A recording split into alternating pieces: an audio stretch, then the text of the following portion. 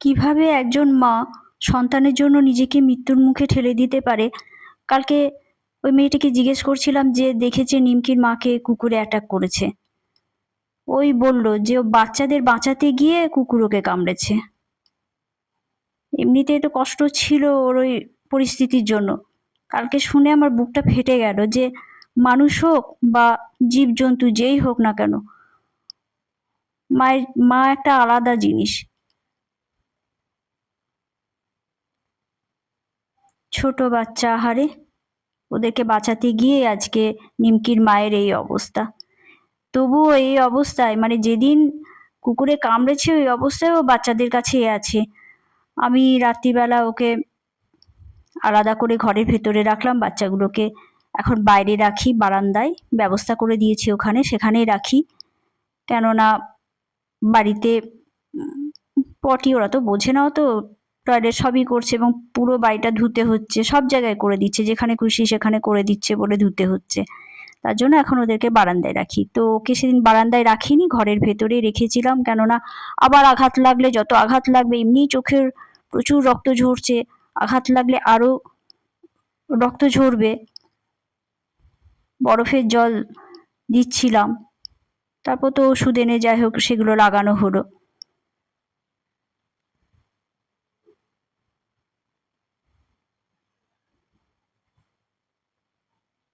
নিজের শত কষ্ট নিয়েও বাচ্চাদেরও আগলে রেখেছে। বাচ্চারা একটু দূরে গেলেই ও আও আও করে ওদের ডাকতে থাকে, বুঝি ওই ডাকটা, যে সেই সময় বাইরে বেরিয়ে দেখি ওই ডাকটা শুনেই বাইরে বেরোই যে বাচ্চারা ছড়িয়ে ছিটিয়ে কোথাও আছে, যার জন্য ও ডাকছে, দেখতে পাচ্ছে না, খুঁজে পাচ্ছে না। আহা, সেদিনও ও বাচ্চাদের পিছনেই গেছিল। নিমকি এই বয়সেই বাইরে যায়, কিন্তু কোনোদিন বলতে নেই কিছু হয়নি। পাড়ায় প্রচুর কুকুর, 15 থেকে 16টা কুকুর, এদিক ওদিক থেকে প্রচুর কুকুর আসে, কিন্তু এরকম হয়েছে আমাদের সামনে গলিতে 3টে বাচ্চাকে কুকুরে মেরে ফেলেছে। এদের মতনই ছিল বাচ্চাগুলো। তারপর থেকে একটু নজরেই রাখি, কিন্তু সব সময় তো সম্ভব না, ওরা তো বাইরে বেরোবে। কোনো পশুকেই তো আর ওইভাবে আটকে রাখাও যায় না, আর আটকে রাখাটাও ঠিক নয়, বাইরে তো সবাই যাবে।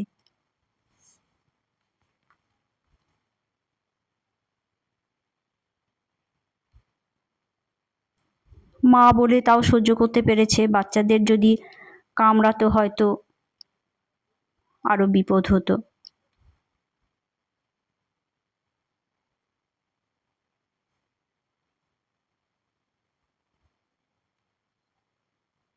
নিমকিদের এখন এখানে ব্যবস্থা করে দিয়েছি, বারান্দায় থাকে, ওই শু র্যাকে থাকে, এখানে প্লাস্টিক দিয়ে ঘিরে দিয়েছি যাতে জলের ঝাপটা এদিকে না আসে।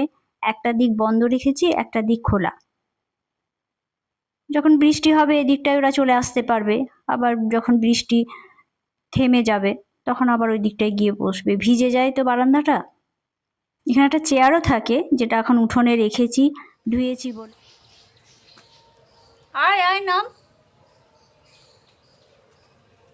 আয় আয়, নাম নাম নাম নাম, নেমে আয়,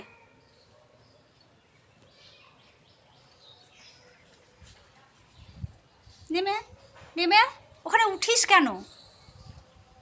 নামতে পারবি না? আয় আয়, খাবি না?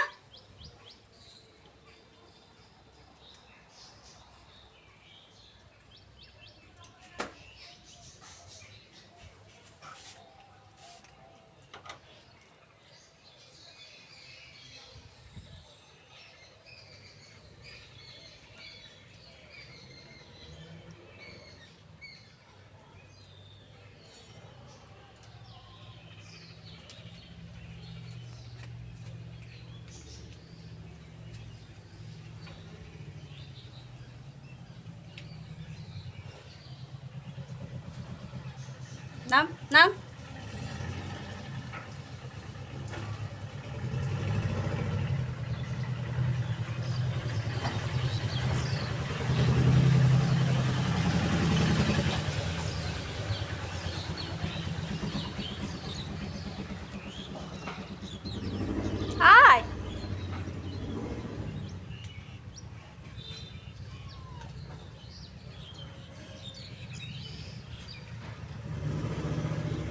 কোথা দিয়ে এলি তুই?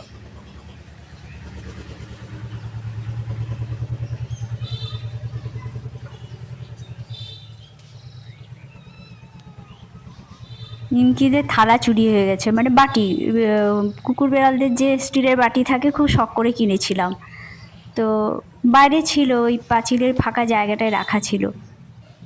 বাড়িতে শালপাতা ছিল, আজকে ওরা সব শালপাতায় খাচ্ছে, ভোজ খাচ্ছে।